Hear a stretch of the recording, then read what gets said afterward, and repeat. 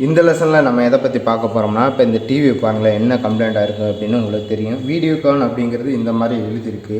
ஆனால் வந்து பார்த்தீங்கன்னா பிக்சர் அப்படிங்கிறது தலைகளாக டெக்ஸ்ட்டு தெரியுது. நான் மெனு பட்டனையும் ப்ரெஸ் பண்ணுறேன். இப்போ பார்க்கையில் உங்களுக்கு தெரியும், உங்களுக்கு மிரர் இமேஜில் இருக்குது. இங்கே எழுத்து அப்படிங்கிறது வீடியோகான் எப்படி இருக்குது, ஆனால் இது ரிவர்ஸில் இருக்குது. Mirror image problem.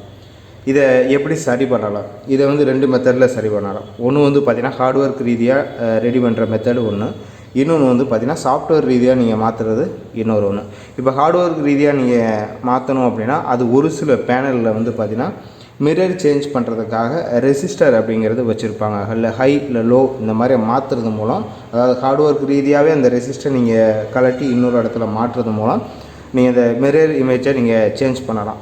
அப்படி இல்லை அப்படின்னா இன்னொரு மெத்தட் வந்து சாஃப்ட்வேர் ரீதியாக நீங்கள் மாற்றுறது.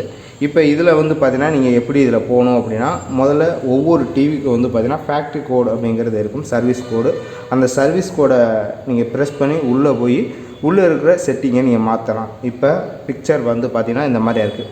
இப்போ இந்த ரிவர்ஸ் பிக்சரை நீங்கள் மாற்றணும் அப்படின்னா, இப்போ சாஃப்ட்வேருக்குள்ளே எப்படி போகிறது அப்படின்னா, சர்வீஸ் மோடில் போகணும். நீங்கள் என்ன செய்றீங்க அப்படின்னா, மெனு அப்படிங்கிற பட்டனை இந்த டிவிக்கு நீங்கள் ப்ரெஸ் பண்ணுங்கள். ஏன்னா கோடு அப்படிங்கிறது ஒவ்வொரு டிவிக்கும் வித்தியாசமாக இருக்கும்.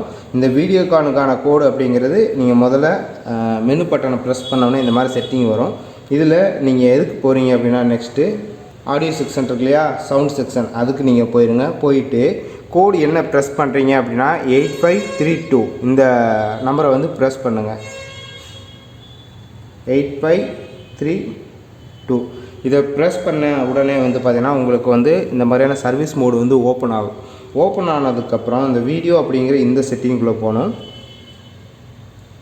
இதுக்குள்ளே போயிடுறேன். அதுக்கப்புறம் நேரடியாக வந்து பார்த்திங்கன்னா இங்கே ரிவர்ஸ் அப்படின்னு ஒரு ஆப்ஷன் இருக்கா, இதுக்கு நான் போகிறேன்.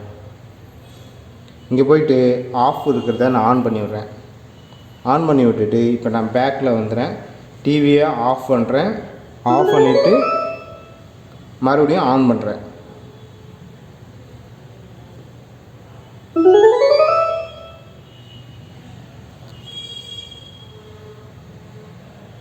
இப்போ எனக்கு இங்கிட்டு தெரிஞ்சுக்கிட்டு இருந்த பிக்சர் வந்து பார்த்தீங்கன்னா இந்த சைடு எனக்கு தெரிய ஆரம்பிக்குது. கரெக்டாக இந்த டெக்ஸ்ட்டுக்கு ஏற்றாப்புல எனக்கு இங்கே தெரிய ஆரம்பிக்குது. இப்போ எனக்கு இந்த ப்ராப்ளம் அப்படிங்கிறது சரியாயிடுச்சு.